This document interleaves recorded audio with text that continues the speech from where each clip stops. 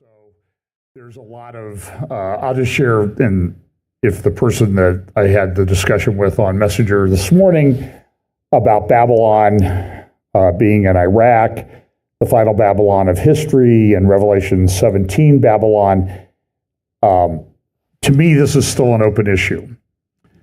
It does talk about a mystery Babylon, and so you could say, well, the mystery is, how did Babylon come back after being gone so long?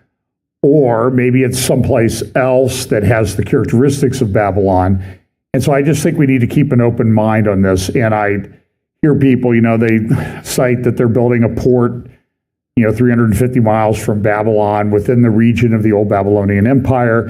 And that may or may not indicate that this is going to be the big commercial Babylon of Revelation chapter 17. I'm not totally discounting that.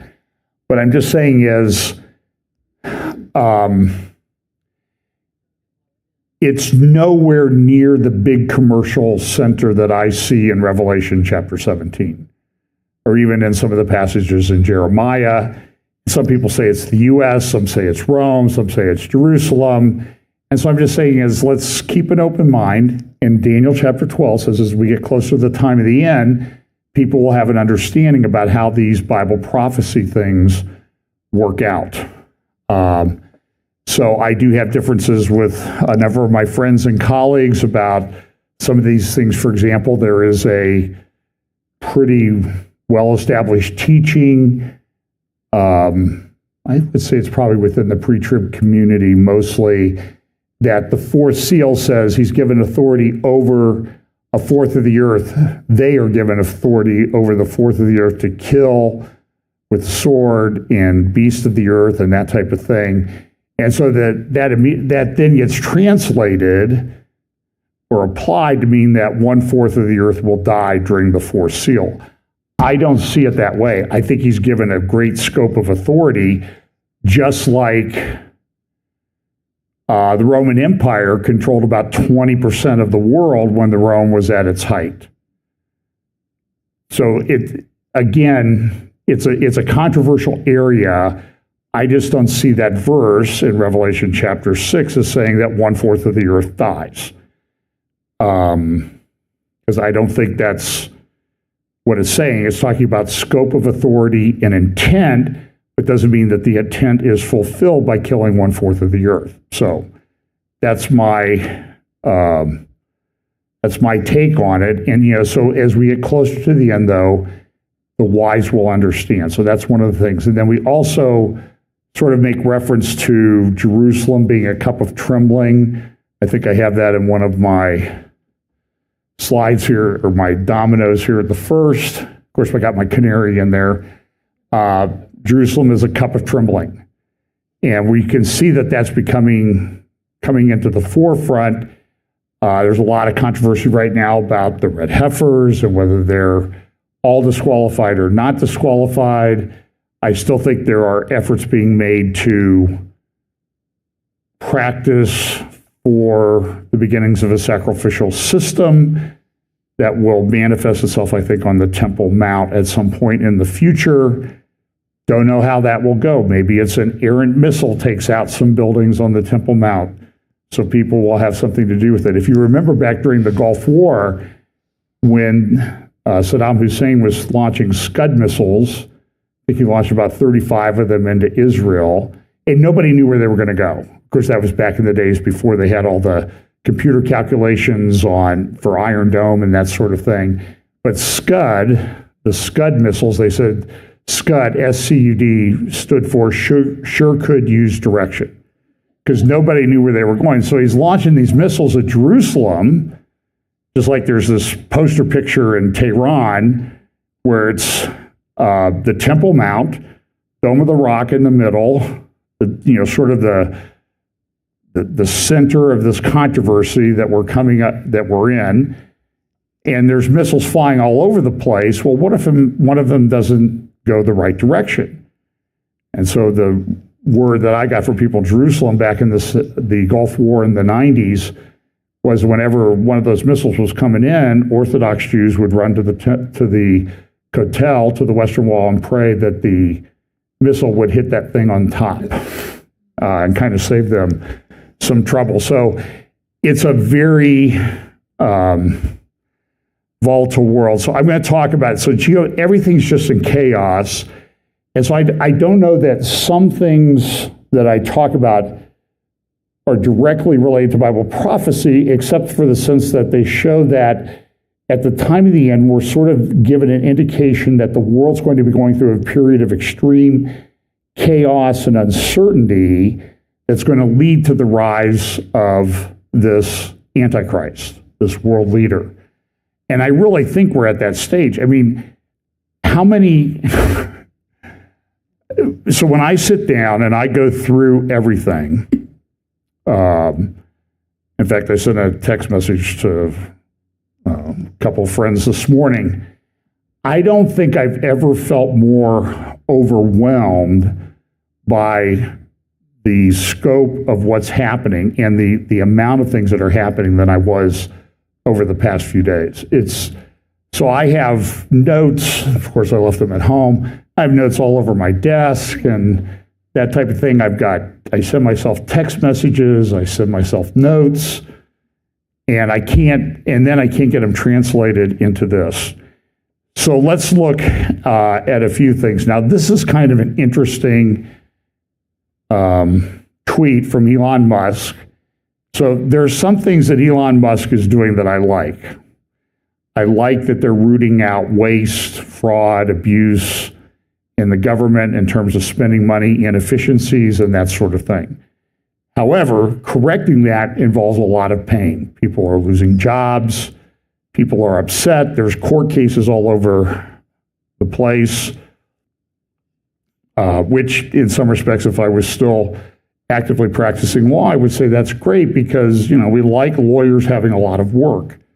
And there seems to be plenty of work for lawyers this week. And my question, though, is who is funding all of this stuff? This is what I kind of wonder. But this is Elon Musk. This is the side of Elon Musk that I don't like and that I'm concerned about. As I mentioned several years ago, it increasingly appears that humanity is a biological bootloader for digital superintelligence. And this is one of the things that's coming in AI.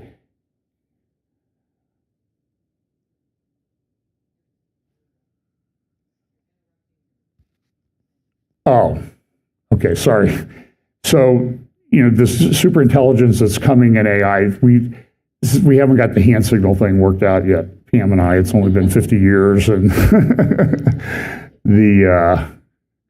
I often say if you see somebody in the back when I'm speaking and they're waving their hands around, it's not somebody, having an impartation or something. It's just my wife telling me, land the plane, you stop circling the airport and bring the plane in for a landing. So but anyway, so this artificial superintelligence, this is going to be a very big deal. We will have a roundtable coming up on May 14th with the usual guys talking about AI, technocracy, transhumanism. And so what you see here in Elon Musk's tweet this week is sort of the melding together of technocracy and transhumanism. It's all part of the same thing that we're concerned about, where everything is going. And he's on the leading edge of this. And he gave an interview, I think I played a clip of it last week, to Ted Cruz. And when you listen to that interview, where he talks about the fact that we're not going to have jobs, everything will be free, this is the dream of technocrats. This is what they've always wanted. And the concern is, though, that they rail against government control, but the technocrats will have control because we have science and science is on our side, and we will do everything correctly, unlike the governments. So I see it as replacing one bad thing with maybe a worse, probably likely it is a worse thing that's happening. And where does all this go? This is a talk given recently by the president of the Open Society Foundation. What's the Open Society Foundation? That is the organization, one of the organizations set up by George Soros to fund a lot of these left-wing NGOs. And as I've said before, there's been a lot of money going through DC and coming out on the end of these left-wing NGOs. That's how they fund these lawsuits, how they fund a lot of these things. And I think that the good part of DOGE is that I hopefully are unpacking that. This takes time. A lot of people are critical of Pam Bondi and people at the Department of Justice. Why haven't they filed these lawsuits? Why haven't they filed indictments yet? First of all, some of the evidence may have been destroyed. Secondly, when you put an indictment together on a complicated case, it can take years. I know this from personal experience, having represented people that were indicted in a big criminal fraud case. And it took 3.5 years before the indictments got filed. And the FBI had all the documents the whole time. They had 25, 30 people working on it full time for 3.5 years before they brought out the indictment. And then it was another 3 years before the case actually made it to trial. So these things take time. They're not going to happen overnight. You just don't throw an indictment out there. That's why I never bought into this theory. Remember the theory floating around out there a couple years ago that there were thousands and thousands, tens of thousands of indictments?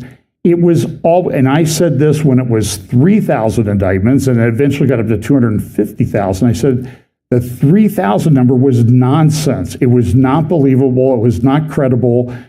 There's only like 8,000 lawyers in the federal government. And if they're all working on these indictments, it doesn't happen that way. And so this was a myth that people created. And now people think, well, Pam Bondi, all she has to do is just, write some things down on a paper. No, that's not the way it works. In convening a grand jury takes time. Some of these grand juries sit for extended periods of time, considering evidence, listening to testimony, issuing subpoenas, reviewing documents. So it doesn't happen overnight. So here's the Open Society Foundation speaking at a conference recently, and listen to what she says. We're being called on to redesign the world. Get back here. Here we go. It really is. It's a moment in the world where we're being called on to redesign the world.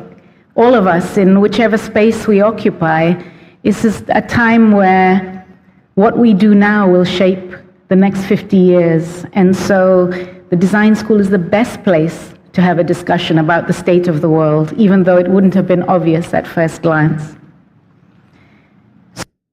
So we're being called on to redesign the world. Now, then they'll accuse Trump of being a megalomaniac, right? And this is what they've been saying for a very, very long time, World Economic Forum and elsewhere. This was kind of an interesting event that happened at a German soccer match.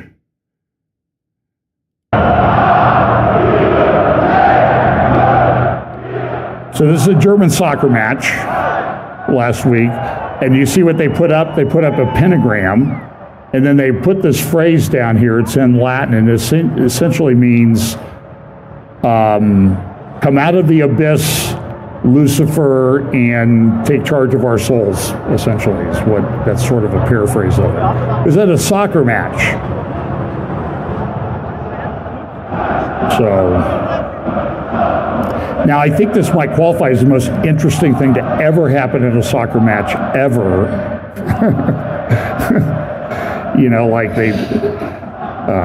But anyway, this is, I don't know, it's a very strange world that this happens.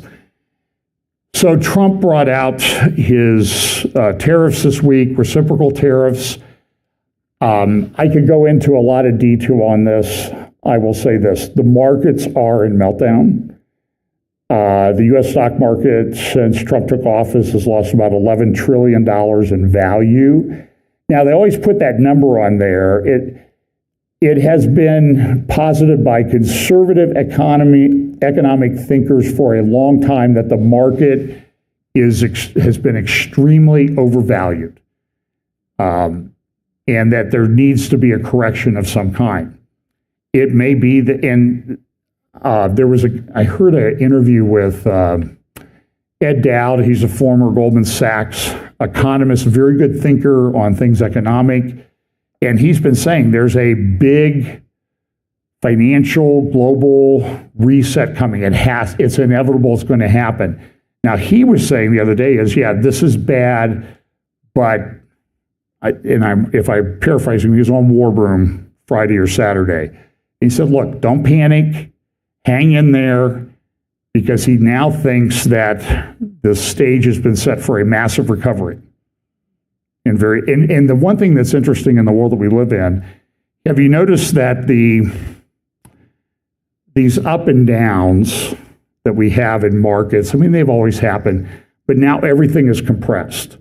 So now we're going to have a crash recovery, and it's going to be in this like very narrow window.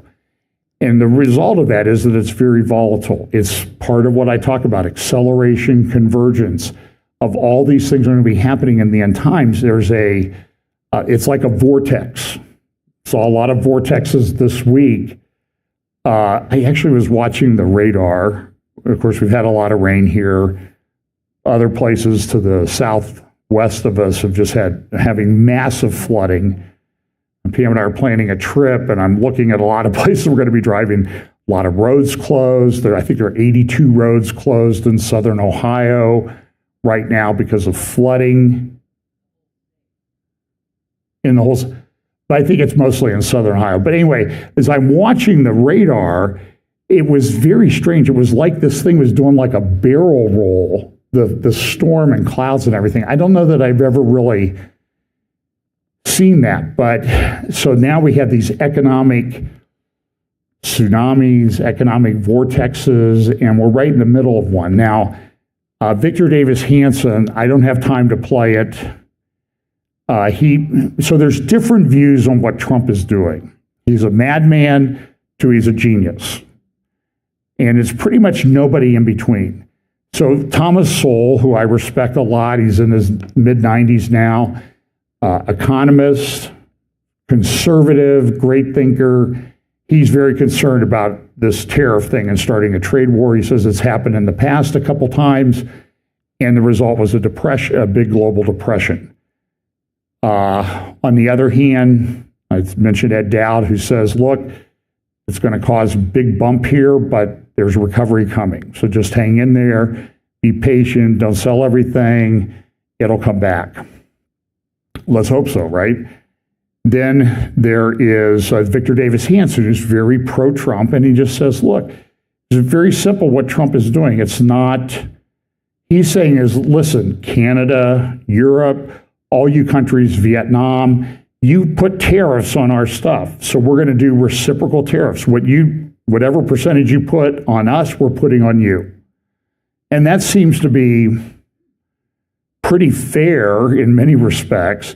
So, and that's what it is. And by the way, Vietnam, it's reported, is now coming to the White House this week to negotiate their tariff situation. Some think that Trump did this, not because he knows this will be the ultimate result, but this will bring everybody to the table. And maybe that's true. So we'll just have to see how this plays out. I'm not ready to pronounce the end of the Trump presidency or anything like that. But in Europe, I mean, this is a Financial Times. Look at this. Trump's destruction of global alliances. This is the editorial page, either Friday or Saturday. The president's chaos is alienate Republicans, direct economics, the great mega experiment, how to make sense of Trump's tariffs. For markets, it's the unpredictability that's going to kill you. And so people like everything nice and neat, and now there's a lot of volatility in the market. And that's just something we're going to have to learn to live with. Georgia Maloney says she's being forced, or they're saying in the Financial Times, she's being forced to choose between the U.S. and the EU. And you can see all the different charts. Countries raced to offer Trump concessions before tariffs hit. And that's probably a big part of what he's trying to do is, look, we think you guys have taken advantage of us. There's also some treasury auctions coming up, and having to refinance a lot of the U.S. debt. And it may be that this is being done to lower that interest cost, so we're saving money in the long term on the interest. I don't know. But even down here, look, Europe fears flood of Chinese imports. So Europe has been very protectionist. We have not been protectionist here, and what have we had? We've had a flood of Chinese imports. Now Europe is saying, oh, we don't want a flood of Chinese imports. And part of the problem is the way China does things. I'll have more about this in a moment. The way China does things is China is, it's war from top to bottom of everything that they do. So they may sell you goods, they may sell you chips, but those chips are going to have the back end defense, offensive strategy, defense strategy that they want to do militarily, and what they want to do economically. So they go all in on every aspect of everything that they do. And it's hard for us to grasp that, oh, we're just buying cheap things from China, but they may have embedded in them things that are going to really help them. So a lot of concern in the auto industry. We'll just have to see how this plays out. There's also, I mentioned last week, there's Greenland. There's, Trump is trying to get Greenland. I know J.D. Vance went there. Putin was saying, and I don't remember if I mentioned this last week. If I did, I apologize.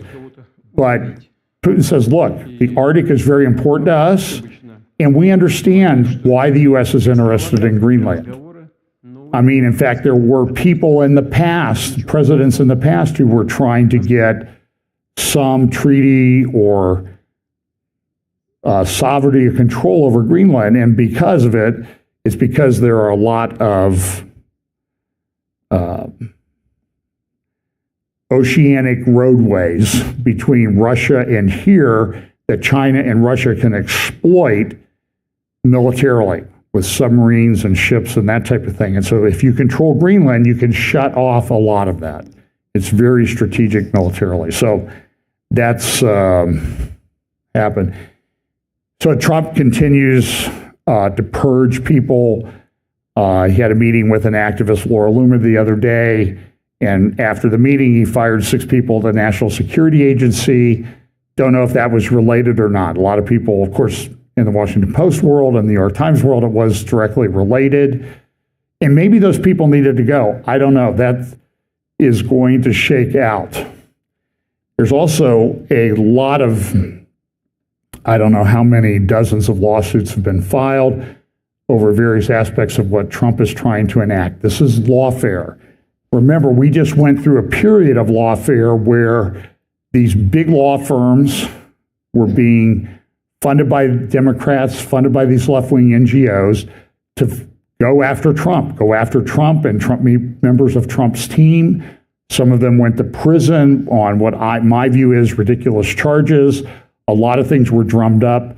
They drummed up this crazy, they took misdemeanors and created felonies out of them. It's one of the most egregious legal abuses that I've ever seen. This is the New York cases against Trump. I think eventually they'll be overturned. But what they're doing now is they're going into federal court and they're getting injunctions.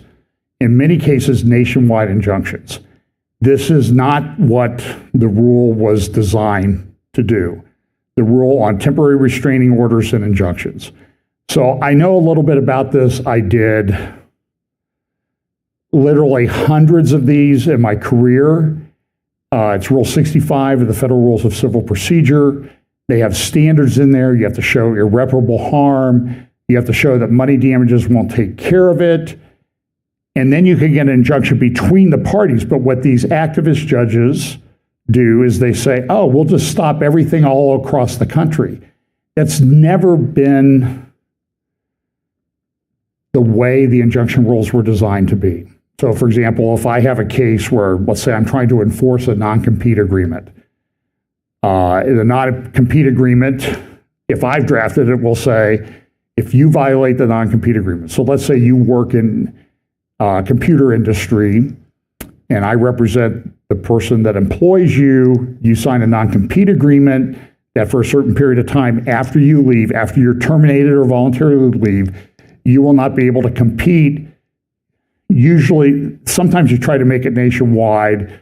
Courts don't usually enforce that, but they'll try to enforce it for a reasonable period of time in a reasonable geographic region that you can compete with your former employer and use your former employer's trade secrets. And so you get an injunction. I've gotten, I don't know how many of these I've done, but one of the things that happens, there's a provision in the rule that says this: when you try to get a TRO, there's first thing is a temporary restraining order, and then it can become a preliminary injunction, and then after trial it can become a permanent injunction.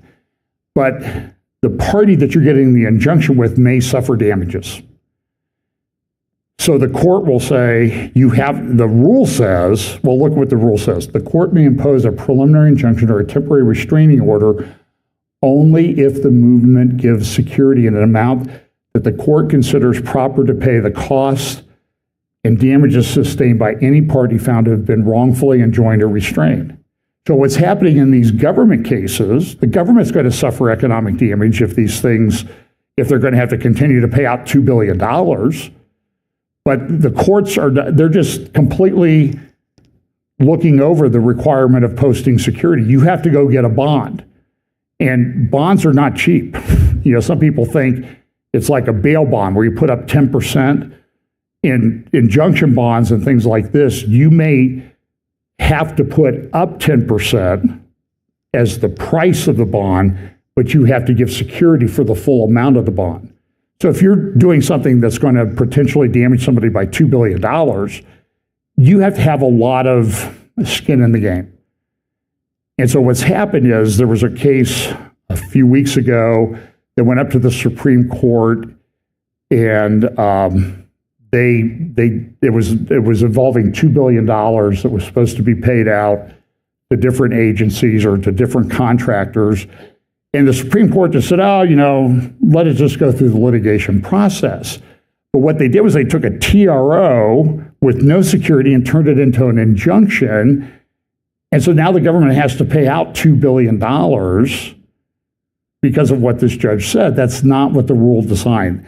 The Supreme Court could change the rules of civil procedure to say no nationwide injunctions, and Congress could do something unusual, and that Congress could actually do something that's effective or needed rather than just having committee hearings. It could actually enact legislation to say nationwide injunctions are not permitted under the federal rules of civil procedure. In federal courts, courts don't have jurisdiction to issue them except, and maybe there's some extraordinary circumstances where they would be okay, a nationwide injunction. That's fine. But to have this court here and this court here, and what they're doing is they're filing 5 or 6 lawsuits in different districts. And then, so when you go down and file a case in federal court, it may be done on the computer now, but they used to have a stack of cards that were glued together. And they would peel off the top one, and it would reveal this case is going to this judge and this magistrate. Well, what if you're getting a judge that you know is not going to give you this injunction? He's going to be a little difficult on you, like the judge down in Columbus who used to kick lawyers. I never had it happen to me, but because I never went into his courtroom without wearing a white shirt. But if you wore a blue striped shirt, he would send you home to get a white shirt on. And so Judge Canary was very, there have been absolute dictators in history, one of which would have been Judge Canary in his courtroom. And he was a great guy.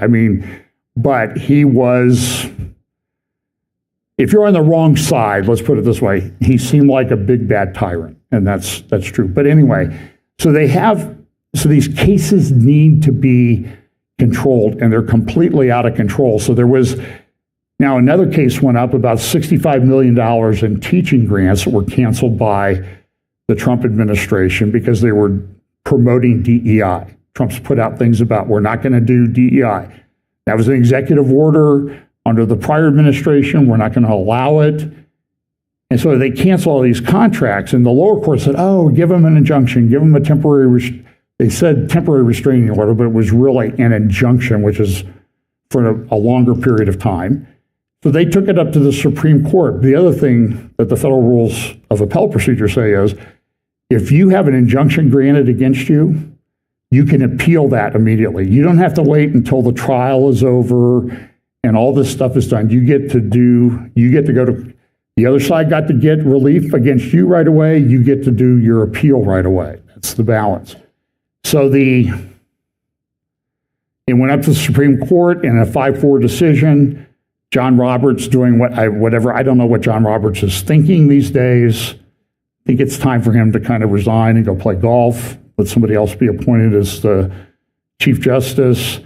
He ruled with the liberals on the court, the conservatives, including Amy Coney Barrett. She changed her mind from the case on the $2 billion, and she said, no, this injunction's not proper. So this is what one of the articles said. The majority seemed to have little sympathy for the states, declaring that states had brought this lawsuit, declaring that any ensuing irreparable harm would be of their own making if they chose not to fund the programs themselves. What happened was the states ran into court saying, well, we suffer irreparable harm. And the judge says, well, could you guys afford to fund these programs in the meantime? Well, yeah, we could do that. Well, then you don't have irreparable harm. You have not met one of the burdens for getting a TRO. It's crazy. Lawfare, though, this playbook is being done everywhere. So in France, Marie Le Pen, she's leading in the polls by at least 12 points.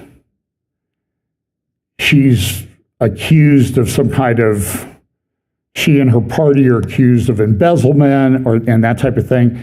So the court this week said she cannot run in the upcoming election, and she's barred from running for office for 5 years, effective immediately. Now, I don't know if that's been overturned or not. I heard that it might have been, but it shows you how this lawfare playbook is being played everywhere against people that they consider to be conservatives or populists. So now I'm going to talk about the Middle East and China and that sort of thing. And believe me, this is where I start to just scratch the surface of everything that's going on. By the way, in the UK, I have many friends over there. I talk to them regularly. Mark Sutherland, you can follow him. You can follow him on Facebook and YouTube. And Mark, I mean, there's a lot of things that happen in the UK. So there's an Irish school teacher. He refused to refer to a student by the thee, they, them, he, it, whatever pronouns the student had chosen. He was fired, ordered to stay away from the school. He came back. The court held him in contempt. He was put in prison for 500 days. He got out of prison and he went to the bank to withdraw money, and the court had ordered all of his funds frozen, like $40-some thousand. So, I mean, imagine what happens. There was a conviction just the other day, this week, a couple days ago, of a couple of the people who had organized the trucker protest in Canada. And the one lady, she actually helped the police move the trucks around. You know, the police came to her and said, hey, you know, we really need to have access to this. So she organized things to move the trucks from here to another place when they were having the protest. The court, this liberal left-wing activist judge in Canada, said that was proof of her intent to cause problems, and therefore she should be convicted. And people that I know that have seen her, she's this lovely, peace-loving woman, and this is what's happening in Canada. So happening all over, part of the playbook. And remember, in Matthew, it says in the end times that you're going to be brought before what? Magistrates and judges. And I think we're seeing some of this manifest itself right now. And I just think it's going to continue, but you need to be aware of that. So, this is Gideon Sar. He is the foreign minister of Israel. And he issued this tweet this week. He said, the dictator Erdogan revealed in his anti-Semitic face, Erdogan is dangerous to the region as well as to his own people, as has been proven in recent days. Let's hope that NATO members understand this and preferably 1 hour earlier. In other words, don't delay in figuring out what Erdogan is all about. A lot of protests in Turkey. Erdogan has the main opponent against him in the upcoming elections, which might be 2 or 3 years away. He was put in jail. And Erdogan and his foreign ministry this week issued a statement that this is what they said regarding the social media posts by Israel's foreign minister. We categorically reject the outrageous statement made by the foreign. Now, okay, so this statement is an outrageous statement to Erdogan and his foreign minister. We categorically reject the outrageous statement made by the foreign minister of the Netanyahu government. These disrespectful and baseless allegations are part of an effort to cover up the crimes committed by Netanyahu and his associates. This heightens our concern that Israel will accelerate its genocidal policies in Gaza and intensify its actions aimed at destabilizing other countries in the region. We're going to see how this plays out over the next slides here in my talk. So this article from the Jerusalem Post the other day talks about the fact that a military clash with Turkey looms. It seems that Turkey and Israel are on track for a military encounter. There's a lot of things. So listen to this article. A Turkish drone penetrating Israeli airspace is no longer imaginary. By 2025, it has become a realistic threat. Turkish President Erdogan's unprecedented statement on March 30, openly calling for Allah to bring destruction upon Zionist Israel, underscores that a direct military clash is inevitable. And in fact, in a speech that Erdogan gave, a talk, I think I should shut this down because we're not going to understand. The Turkish President Erdogan makes statements after the end of the Ramadan prayers at a mosque, a giant mosque in Turkey, I think the largest one. May Allah destroy and devastate Zionist Israel.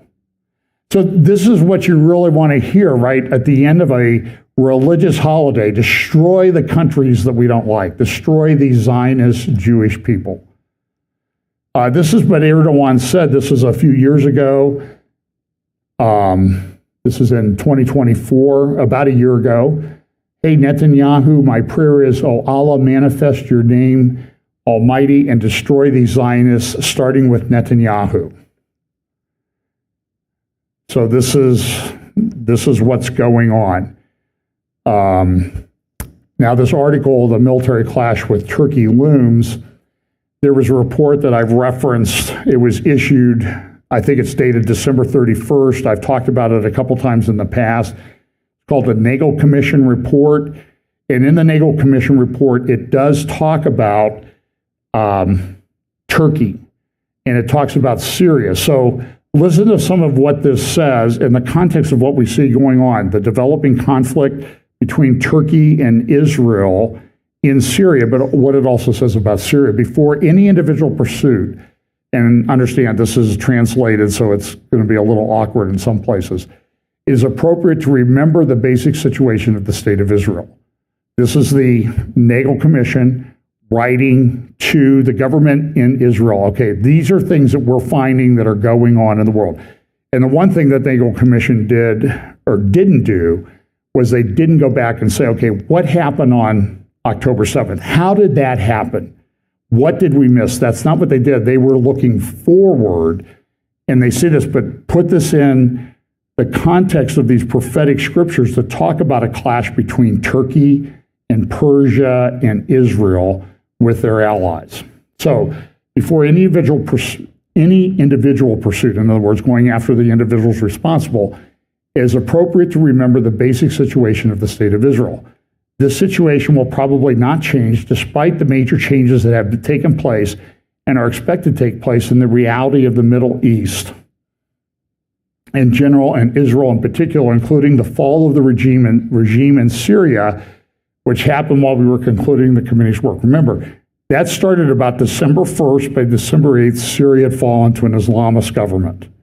And that Islamist government has now formed itself into what the press almost everywhere is describing as, oh, look at this wonderful, inclusive regime that they've put together in Syria. So it will forever remain the only Jewish country. It says, Israel's got a problem. We need to, the reality is this. It will forever remain the only Jewish country in the United Nations in the face of 22 Arab countries and in the face of 57 Muslim countries. Israel faces the asymmetry in the size of the population, the size of the territory, which is expressed in essence in the understanding that Israel cannot reach the Berlin of the Middle East, i.e. make it democratic or reduce its hatred of Israel, and it doesn't matter how many wars it wins. It's a little bit disconcerting. On the other hand, it says if it loses even once, it will be the end of the nation state of the Jewish people. So this point should appear as a cornerstone of any version of Israel's security concept. And this is what we in the Bible prophecy community that support Israel have talked about for a long time. Israel does not have any option other than to fight this. And, I have friends that say, well, does Israel have to really do this? Yes. Israel has to utterly annihilate Hamas.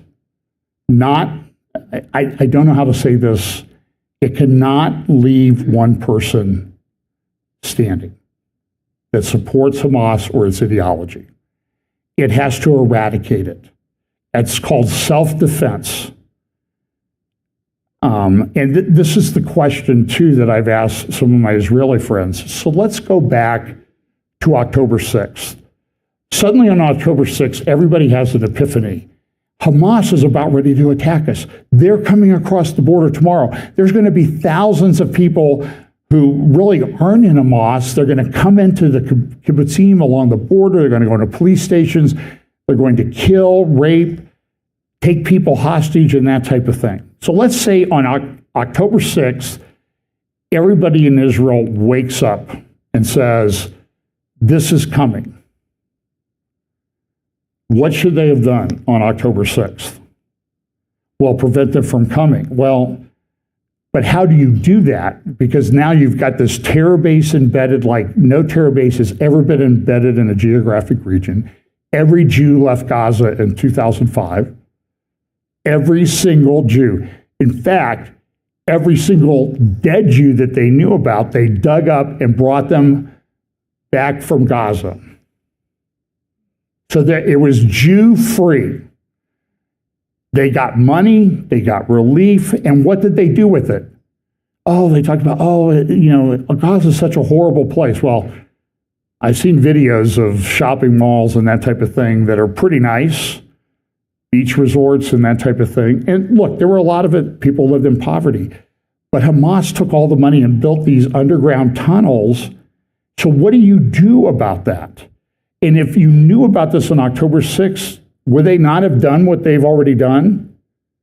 Yeah, they would have gone in and flattened Gaza.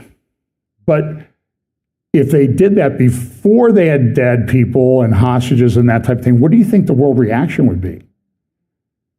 And so it's sort of literally damned if you do, damned if you don't. And if you do it before they do anything, then you're really damned. And so it's been bad enough since. So this is a problem. So they also talk about Turkey. Before any individual pursuit is appropriate to remember the basic situation of the state of Israel. The situation will probably not change despite the major changes that have taken place. Of course, this is written in December, just as Syria was falling, taken place and are expected to take place in the reality of the Middle East in general and Israel in particular, including the fall of the regime in Syria, which happened while we were doing this. And I already read that last part. Here we go. In the Middle East, no other democratic country with an open society like Israel will soon emerge. Islam will continue to be the dominant force in various shades, and the struggle of countries to gain a leadership position, especially Iran and Turkey, will continue to be based on their military strength and their willingness to invest power and resources throughout the Middle East. The Gulf countries will use their economic power to increase their influence, but they will be very careful regarding conflicts with the aggressive countries. So Turkey's identified as an aggressive country.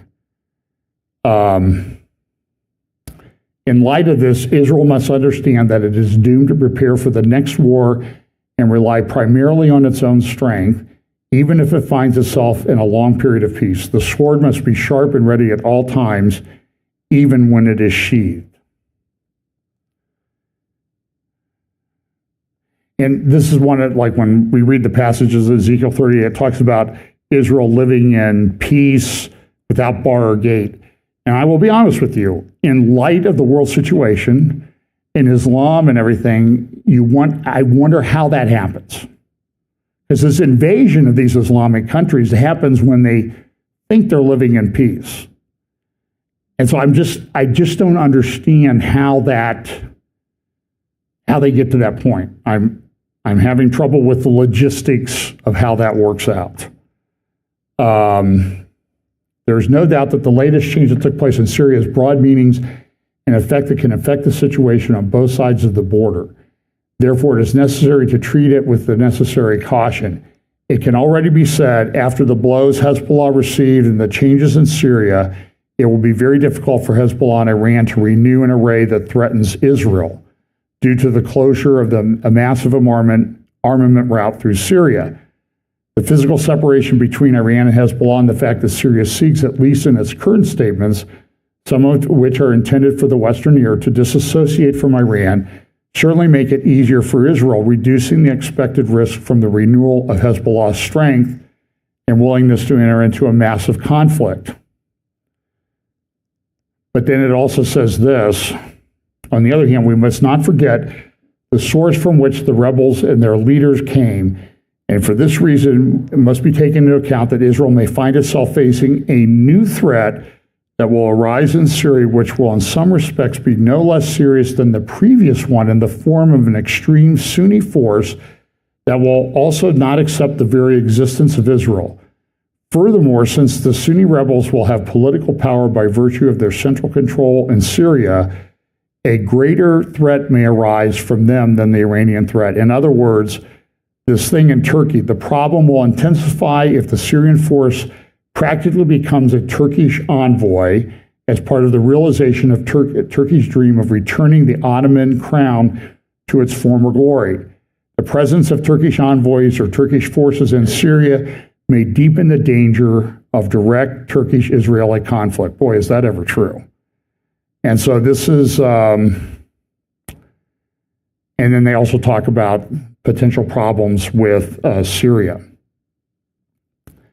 And so remember, this is another article in the Jerusalem Post the other day, the Islamist threat that must be stopped, Erdogan's empire. He wants to reconstitute the Ottoman Empire, and I will remind you again of this poster of this protest demonstration that took place in Istanbul on January 1st, organized by Erdogan's son, title A Sun is Rising, which is kind of interesting play on words.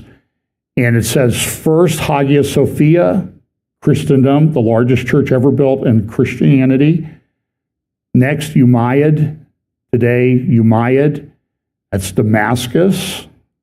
That Umayyad dynasty was a Shiite dynasty out of Iran, controlled massive amounts of, even into Spain and southern France. And then tomorrow, Al-Aqsa, Jerusalem. So Christianity, the Shiites, Jerusalem, and the Jews. That's what Erdogan plans. That's what he wants to do. So there's been some conflict recently. This is a map from a few years ago from a Syrian site showing the different airports, air bases, and that type of thing in Syria. There are about 55 of them. And this week in central Syria, let's see if I can get my laser pointer to work.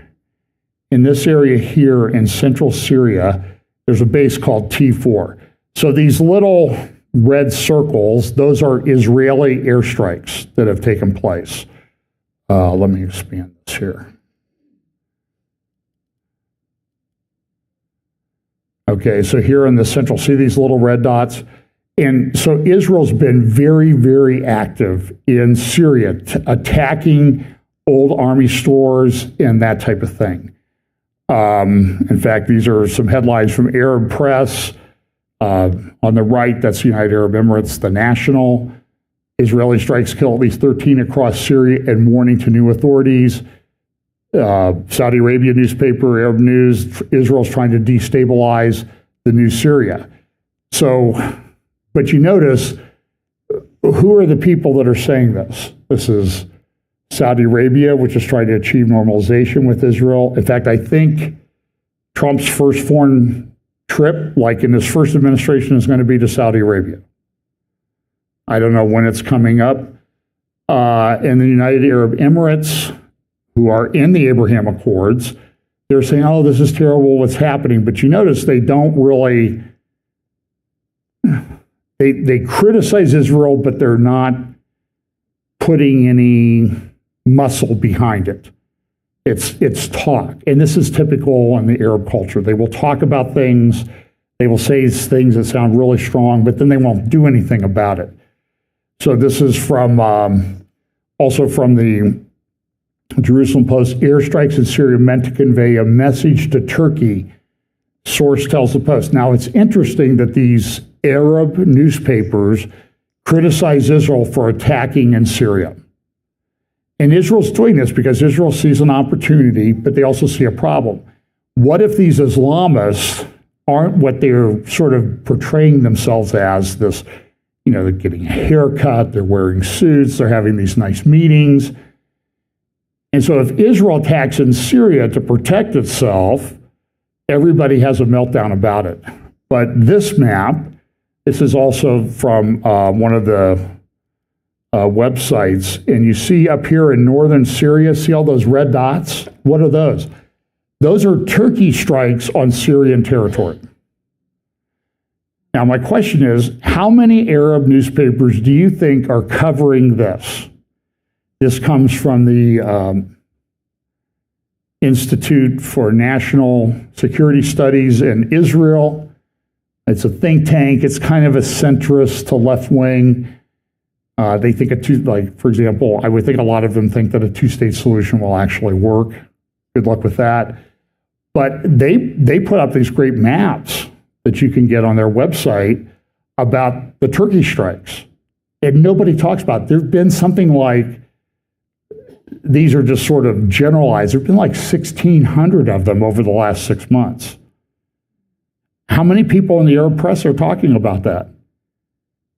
What's the saying? No Jews, no news. If the Jews aren't involved, then it's not worth talking about. But Syria is also moving, this is a video and a tweet from one of the open source guys that I follow. You see here that here comes, and I had a friend who's into tanks and everything, and he said, yep, these are Turkish tanks that are being brought into Syria on trucks. So, and this is to establish bases in the Homs and Damascus regions. Homs is a little bit up north. Damascus, though, is in the south. I mean, you go to the Golan Heights, you're 30 miles from Damascus, the outskirts of Damascus. And so the question is asked, Seth Frantzman at Jerusalem Post, can Israel handle Turkey while managing other wars? This is yet another front that's open. Now, Syria was always a front, but now Syria is a front because Turkey's backing it more openly. This is the Syrian newspaper this morning. The title, the headlines are, why is Israel in Syria? Why have they moved into this buffer zone, increased the size of the buffer zone around the Golan Heights? And why are they doing this? And the answer is, well, they're probably doing this because, one, I have it in here someplace. I guess I forgot to copy my notes. Essentially, they're doing it because they have an opportunity to do so, and two, they perceive Syria as weak, and we're going to be able to do this and get away with it. So, so that's the Syria situation. Now we're going to talk a little bit about Iran. And there's a lot of conflict between the U.S. and Iran over what's going on. We've put B-2 bombers, like a third of our B-2 bombers, which are pretty expensive planes. I don't know how many hundreds of millions of dollars. Is it $2 billion per plane? Yeah, I mean, and it only carries a few people because it carries big munitions. And they're sort of, they've been around for a while, but air flight sort of has reached limits where if you're going to have humans involved, you can't do much more. But so here's one of the guys in Iran saying if U.S. strikes, Iran may have no choice but to go nuclear. So if Donald Trump came out and said, hey, we're going to drop nuclear bombs on Iran, everybody would go crazy. Here's an Iranian guy who comes out, and nobody says anything about it. This is in their own press. So the Ayatollah came out this week, he gave a speech, and he was saying that we got to get, first of all, there's a couple things that are happening. The U.S. is making these allegations that there are proxy forces. How dare they call these proxy forces? These people are committed to the Islamist cause just like we are. And then he says that the Zionists, they're like a cancer and they have to be eradicated. So I just wanted you to say, so what if not Netanyahu or Trump or somebody else in the West came out and said, Hamas is like a cancer that needs to be eradicated? You evil people, you genocidal maniacs. But here's the Ayatollah Khomeini saying this. And then again, this is from his website. This is actually a poster of the armed forces of Iran put up. And what do they focus on? They focus on the Temple Mount in Jerusalem. That's very, very important to them. And here you go. Here's a poster from the Ayatollah's website. Okay, what's the translation? Cancer treatment. So that's a picture of them going through the border fence from Gaza into Israel on October 7th. Now, Iran has released some videos in the last week and a half about this underground military base that they've, missile base. And you can see all the missiles lined up, the big tunnels that they've built. Now, the question always is are all those just fake missiles that they've put there for show that make they're Hollywood set type things? But what if they're real? I mean, and this is the head of the Al-Quds Aerospace Force, or the IRGC Aerospace Force. Now, as people have looked at that, though, like the War Zone and some other people have looked at that, they say, there's a problem here because we don't see blast doors. We see all the things lined up. They're solid rocket fuel. And it would seem like if you can get one of them lit, they're all going to go. That's a flaw in their design. So let's hope that that's true. And then this is a Air Force Brigadier General Amir Hajjedza. And they say, look at him. He's so great because he's raising his fist against Israel and the Zionists. This is at a Muslim prayer event. So there's a lot of what's it going to look like? Are we going to be able to attack them? We have things in Diego Garcia. Diego Garcia is probably beyond the range of most of the missiles that they're launched from land in Iran. Diego Garcia is in the Indian Ocean. But what if they use submarines? And what if North Korea joins in or Russia joins in? And are aircraft going to be safe? So here's a satellite shot of Diego Garcia, and there's a big debate. So the question is, why essentially our aircraft are sitting in the open? So, by the way, this was in Iranian regime newspaper yesterday. The Iranian Kayan, affiliated with the Iranian regime, published a column today in which it predicts that Trump will be hit by an assassin's bullet in the coming days and will be eliminated in revenge for the assassination of Qasem Soleimani. And that actually was in the Persian language version that you can get the English, well, you can get both of them online if you want.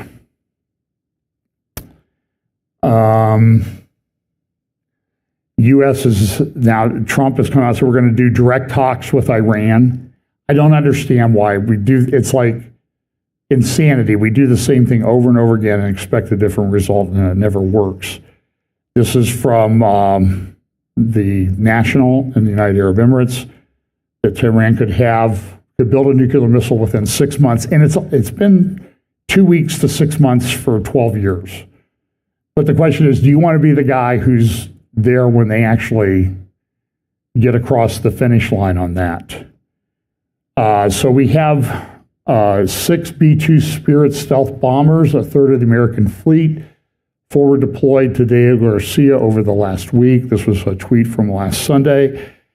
But there's a problem. This is a report from the Hudson Institute. Concrete sky, air base hardening in the Western Pacific. And they talk about, they look at different air bases, Andrews and Langley in D.C., they look at the one at Diego Garcia, and they say, look, at Naval Support Facility Diego Garcia, the most important U.S. military facility in the Indian Ocean, U.S. military aircraft and fuel stores could similarly fall prey to as few as 10 submunition armed missiles. So what they do is they just send these missiles in. They're sort of like a cluster bomb, and they take out all of our B-2s, a third of our fleet. So that would be $12 billion of aircraft gone in maybe one attack if they get through. And the reason for that is that the U.S. is sort of, when we attacked Iraq back in the Gulf War, they had hardened aircraft protection. They had hardened bunkers where the aircraft were, but we took them all out. And so when we took them all out, the people in our military said, hey, this will be easy to do because we're not going to spend money hardening our facilities because we'll just protect them with missiles and air defenses and that type of thing. But so they use this example. It says here, at Langley Air Force Base in Virginia, home to more than a third of the U.S. Air Forces. This is a Hudson Institute report issued just a couple months ago. And at Langley Air Force Base in Virginia, home to more than a third of the U.S. Air Force's F-22 fighter fleet and a key installation for air defense in the national capital region, China could destroy aircraft and fuel stores with as few as 10 submunition-armed missiles. And then they point out the fact that there were, remember all those drones that were flying around Langley? Was that a test by China or sending a message by China to say, hey, we can take you guys out? Remember, during the first Trump administration, there was an air base in Syria that was attacked with, 15 or 16, is only President Trump can say, 15 or 16 big, beautiful cruise missiles. But what did they do? Well, they went in from the post-attack photographs I've looked at. I don't think they took out any aircraft. They put some holes in the runway, but what happened was Israel found this out in attacks that it had done was you attack a runway, you put holes in the runway, and guess what? People go out and repair it, like repairing a giant chuck hole. And so the base is not out of operation for that long. So, says here, during the 67 Arab-Israeli War, Israel's preemptive attacks against Egypt's lightly defended and hardened airfields effectively neutralized the Egyptian Air Force.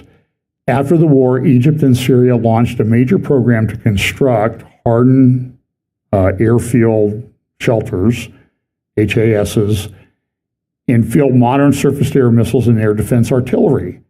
By the 73 Yom Kippur War, Egypt and Syria were able to mount stout defenses of their air bases, and even after hundreds of sorties, the Israeli Air Force managed to destroy only 22 Arab coalition aircraft on the ground. This is the problem. And And so the Hudson Institute is saying, listen, the United States has a massive problem here, and they need to figure out how to deal with it. And it's a problem. So in China, and this relates also to China. So here's an article from the New York Times the other day. I've talked about this the last couple of weeks, I think. China's been building these big barges to land forces on Taiwan. And you can see here, some of that, they stretch when they put them all together end to end to drive troops and tanks and that type of thing into Taiwan. These things stretch for over half a mile, 2,700 feet. I mean, it's pretty impressive, but I still question whether it's effective in the day of modern air defenses and missiles and drones and that type of thing. I mean, it would seem to be if you got one barge, you take out one of those bridges and you've pretty much effectively rendered it useless. And everybody points to, well, what happened at D-Day? Well, D-Day, they didn't have missiles and close air support back then like they do now, or offensive air capabilities to take out an invading force. So I don't know if it's true. I think the more effective way and this is the Global Times. You know, they're circling Taiwan. They're saying we're coming after you. And look at how the headline reads in the Chinese Global Times. PLA, People's Liberation Army, stages drills around Taiwan in stern warning to separatists. Why? Because they think Taiwan is part of China, and they're going to go after China. They also, in connection with this article, issued this video, which was kind of interesting. That's Taiwan. That's the leader of Taiwan. And they refer to him as a parasite poisoning Taiwan. A few moments later, here we come. A few moments later, we're going to roast the parasite. This, by the way, this was put out by the Chinese military. And then they show 6 different ways that they're going to attack them or blockade them and that type of thing. So that's a potential problem. And this was, I think this also relates to Bible prophecy. This is from the Wall Street Journal yesterday. Autocracies tighten military economic ties in the CRINC axis. That's China, Russia, Iran, North Korea. The CRINC axis. So that's a new name for it. Had not seen that one used before. The Heritage Foundation has a big video out. I don't have time to play it. I'll put a link in the show notes, or you can go to Heritage Foundation YouTube channel. They have a thing about the coming nuclear war with China, and it's very concerning, depressing if nobody does anything about it. Okay, back to the Middle East. So, well, this is happening in the United States. So at the RAIR Foundation, R-A-I-R Foundation, Amy Meck, M-E-K, go look her up on Twitter or X. She's been doing a tremendous series on Muslim communities in Texas. And she's got, have you seen some of these? It's unbelievable, video after video. Like in Irving, Texas. Okay, that's where the Dallas Cowboys used to play. They now play in Arlington. But remember they had that stadium with the hole in the roof in Irving? I used to drive by it all the time I was in Texas. They put the hole in the roof, they said, because God wants to watch his favorite football team. So that they put the hole in the roof so God could see. But they have communities in Irving where the streets are named after Muslim conquerors in subdivisions. This is in Texas, folks, right now today. So here's a video by a guy named Yasser Qadi. Now, Yasser Qadi is a Muslim apologist, and he did a thing with James White a number of years ago that was, I think, controversial, where James White just said, oh, this is my buddy Yasser Qadi. Well, listen to what he has to say about this. Here we go.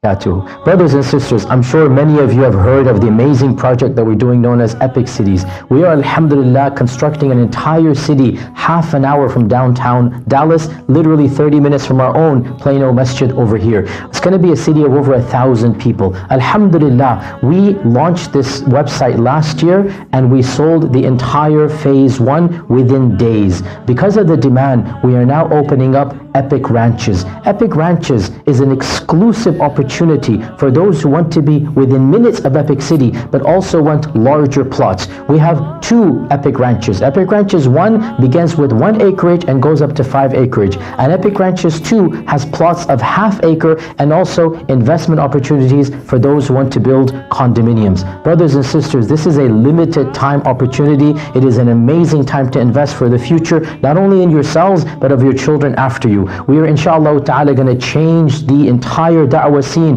by demonstrating to the world what it means to be a Muslim living in the West. To talk about the financial details, let me bring in our brother Imran Chaudhry. Many of you know him as the president of Epic. He's also in charge of Epic City, and he will be the liaison for Epic Ranches as well. Brother Imran, Bismillah, come on in. Assalamu alaikum. Alhamdulillah. Assalamu alaikum. Dear brothers and sisters, for a very limited time, if you pay full, you get a 10% discount. And also, for your convenience, you can book a lot with 30,000. Okay, do you see what's going on? And it was sold out not to anybody not from that religion. This is in Texas. This is in the Dallas-Fort Worth area, and they're building it. And you understand this is, Dan Schultan. He's a professor. Hang on a second here. I got to forward to where I want to go. I'm going to jump into this. It may be a little out of context, but you'll hear the point in the middle. He calls himself a radical centrist in Israeli politics. And he's just not very happy with the way things have gone in the government. The ultra-Orthodox he's not very fond of. But listen to what he says a little bit about the elites in universities.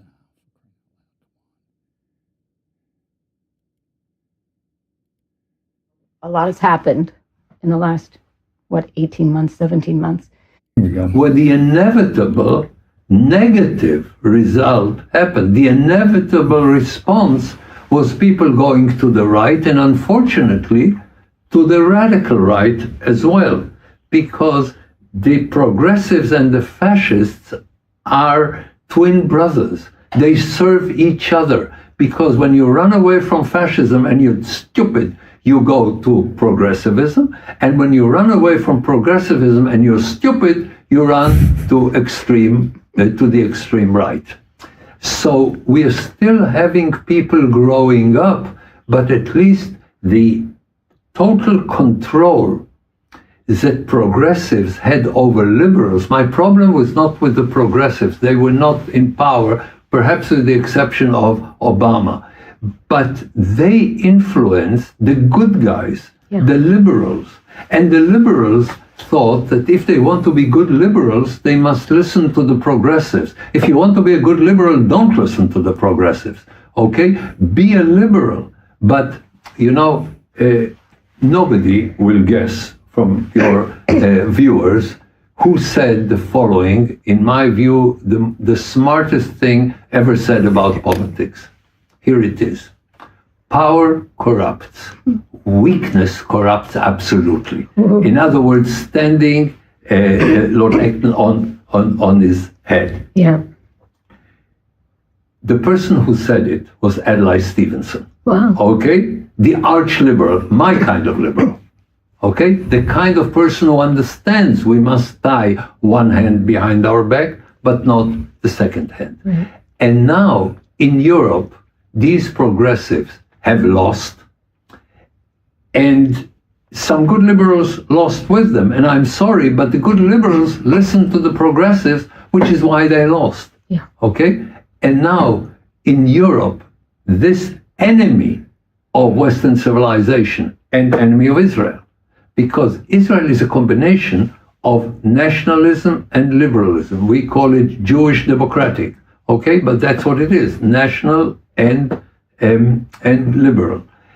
And if you want this combination to succeed, then you must be delighted with what is happening in Europe, not in terms of the extent, because it went too much to the right, but I think the process will bring it back to the center. And in the center, everything good comes from the center of the political stage. Very often when people ask me, how do you define themselves? I say, I belong to the extreme center. I'm a radical centrist, okay, in this regard. And in America, when the hearings in Congress exposed what was happening in Harvard and in other Ivy League universities, let me put it this way. Sending your child to Gaza is dangerous. But sending your child to Harvard is in a way more dangerous, because you will get him back analytically retarded and morally twisted. So if you... I just think that's quotable. So it's dangerous to send your kid to Gaza, but it's really dangerous to send them to Harvard, because they come back analytically, intellectually incapable, and and they're morally twisted. So here is an example. Historically, this is a gal on TikTok, and she's going to say is, no, Arabs taking over other countries was, no, it's not like the Zionists taking over Israel. I want you to listen to this, because and when I hear somebody say something this idiotic, one of my first questions is, where did you get your PhD? Which Ivy League institution? Listen to this. This is crazy. Let's talk about the Islamic conquest, something that people incorrectly conflate with Zionist colonialism all the time. The Islamic conquest was a transformative period in the history of the Middle East following the death of the Prophet Muhammad ﷺ in 632 CE. The Rashidun Caliphate began to expand its borders with the aim of spreading the message of Islam and unifying the varying Arab tribes within the region. It was seen as a religious duty to spread the word of Islam to non-Muslim communities, the idea being that Islam was the true and final revelation, and spreading it was a divine mandate. Additionally, early Islamic rulers often promoted their rule as a way to bring justice to regions that were previously ruled by corrupt or unstable empires. Islamic governance would replace oppressive or unjust regimes with a more equitable system based on Islamic principles. Now, this began right here in the Arabian Peninsula, and much of the early conquest can be understood in the context of the early Muslim community's survival. The Muslim community in Medina faced threats from hostile neighboring tribes and empires. So the campaigns to expand Islam were initially defensive, aimed at protecting the Muslim state and securing its borders. But it quickly moved through vast territories, toppling empires such as the Byzantine and the Sassanid empires, who were seen as unjust and oppressive societies, especially to religious minorities. Local populations in areas like the Levant and North Africa, for example, were discontented under Byzantine rule and therefore saw the toppling of this empire as liberation. Listen to so much of that. That's, by the way, I would recommend, again, that you go to our YouTube channel, listen to the interview with Trevor Loudon. And then there's a link in the notes to this article, The Right Sectarian Moment. This is by Tony Badran. He's, I believe, Lebanese, expert on Middle East security and Lebanon and Hezbollah and that type of thing. And he talked about the fact that there was this story that went around that there were lots of Christians slaughtered in Syria. Now, he says it was only 5 Christians. It was mostly Alawites. But he takes it sort of like, what's this doing to the right in America? It's infecting us with sort of a mind virus. And he goes on this, he goes, attacks on Christian Zionism have long been central to the propaganda of terror-sponsoring anti-American regimes and movements from within the Palestinians to Iran, whose leaders describe evangelicals as deviant Christians who have distorted true Christianity, by which the mullahs mean the politics of local Christian communities that they rule over.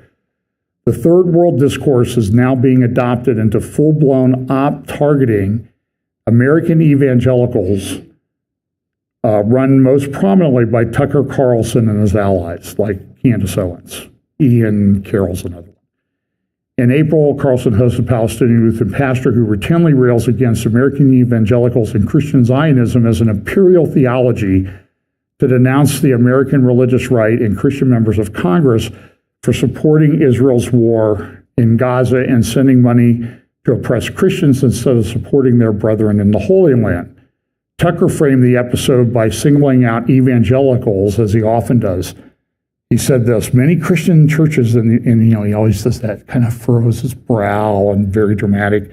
Many Christian churches in the United States, particularly evangelical churches, support the fighting, but there is virtually never a word about the Christians who live there, the ancient Christian community in Gaza, the West Bank, and Israel proper. But we know that the Christian communities in these Arab areas has been driven out by Muslims. At least this is my understanding. In another interview in December, Carlson raged against Protestant Christian churches in the United States for totally ignoring the murder of Christians in the Middle East and the oppression of Christians. The example he chose to highlight this murder of Christians was how Israel shot up the Church of the Nativity in 2000.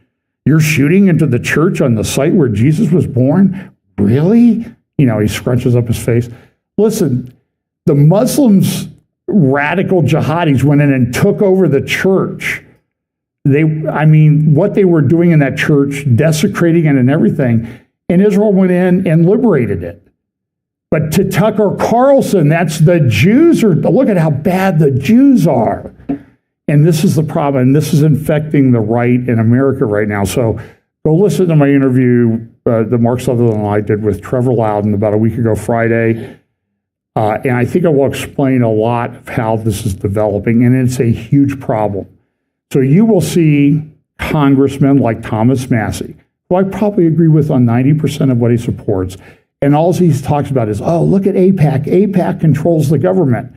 But he never talks about Qatar funding, or Qatar maybe funding Tucker or other people in the government in their Muslim Brotherhood. But, some millions of dollars that AIPAC spreads around, that means Israel, the Jews, are controlling our government. And it's a narrative that's false, it's offensive, and you need to call these people out because they're wrong. They're wrong theologically, they're wrong politically, but this is an increasing big problem. So go read Tony Badrin's article in Israel. I will, I'll finish up with this because we're about out of time. I really could go for a very, very long time. So Israel is in a major crisis right now. Go listen to some talks and interviews that Gadi Taub did. He does an Israel update on Rumble with Mike Duran from the from Hudson Institute. And he did an interview with Netanyahu recently. You can find an English translation of that with subtitles. Israel's in a massive political crisis right now. Netanyahu fired the head of the Shin Bet. Shin Bet comes out. The Supreme Court says you can't fire him. The Attorney General says you can't fire him. Now they're launching this investigation. They're trying to get Netanyahu arrested, I think. And Gadi Taub talks about this. And so this is not complete support for Netanyahu because I think he missed some things. I think he allowed Hamas to grow. So there is a lady, she grew up as a member of the left, but the liberal left in Israel, Eitan Wilf. She was a member of the Knesset, and she did a talk with Yaakov Katz for the Jewish People's Podcast. Katz is an editor, used to be the editor-in-chief of Jerusalem Post. So I'm just going to play it just for information purposes, but I want you to understand that a lot of people in Israel feel this way, and this is translating itself into a very unstable situation in the midst of a war. But she's a Zionist, and I think she's a good thinker, so I just really want you to listen to this. She's going to talk about this is just a clip out of the interview. Einat Wolf. So I think this is what's happening in the Prime Minister's office. They're sending a lot of flares in order to try to deflect whatever attacks are taking place. I genuinely believe that the whole Qatari issue is much, much bigger than it currently discussed. We have information coming through memory, and I will say memory is my intelligence go-to. They've been much better than Israel's intelligence services. They've called out the Qatari issue going at least a decade back. People are now trying to focus on the last year or two. We know that Qatar, as a nefarious actor, kind of insinuates, infiltrates every country in the world. We know that they do it in order to deflect from their nefarious role, from their geography. You only need to open a map and to see that a little Saudi invasion and there's no Qatar. So the fact that they have so much oil and gas and they are so geographically vulnerable has made them one of the world's and the most nefarious actors. Al Jazeera, which should be considered one of the major combatants in the war. My colleague, Dr. Shani Moore, has repeatedly written about the fact that Al Jazeera's anti-Semitism is the reason it's so popular in the West. Otherwise, it wouldn't be quoted so heavily by so-called respectable Western media. So Qatar is very much an enemy country, regardless of the official definition. It has been operating very busily to ensure that Israel cannot achieve its war aims. And if the prime minister fails to understand that Qatar is an enemy, just like he failed to understand that UNRWA is an enemy, just like he failed to take action in time against UNRWA, against the Palestinian ideology, just like he failed after October 7th to correctly define the enemy as not just Hamas, but Gaza and Palestinianism more broadly. I will say that what worries me is not that single day on Monday. What worries me is the continued, persistent inability of the prime minister to correctly identify our enemies. So there's some truth to be said. And so now the new army chief is going to go in. We're going to go in and wipe out Hamas. I don't see how they do this without just booting everybody out of Gaza and rebuilding it. And then the question is, who's going to rule it after? This happens in every war. People are forced to move someplace else. Have World War II, have World War I. It's the way of humanity and war. And when you've got somebody who attacks like they did on October 7th into Israel, they have to be dealt with. I don't know how else to say it. So I agree with much of what she said. Qatar's controlling a lot of this. But my question would be, too, is, okay, go back to October 6th. Pretend that October 7th hasn't happened. Tell me what needed to be done. And I think that's an important question because it's easy, we can criticize everybody after the fact, but then what were you willing to do what needed to be done on October 6th? And I think that's an important question. That's just me. So here's Congress pushing to strengthen the Abraham Accords. We see this. And then this is kind of an interesting announcement yesterday. Abraham Accords Institute is merging into the Heritage Foundation.